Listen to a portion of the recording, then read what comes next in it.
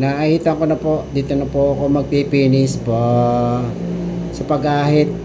Aahitin ko po ng pasalungat. Ganito po ako mag-ahit pasalungat. Pagka magpipinis po ako na mag-ahit, pasalungat po ang ginagawa ko para side na side po yung kanyang balibong pusa sa likod ng tenga po.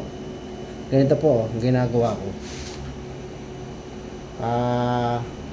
Pasalungat po ang tawag po dito sa pag-aahit sa lungat. Sige po, hanggang dito na lang po. Maraming pong salamat po. Thank you po.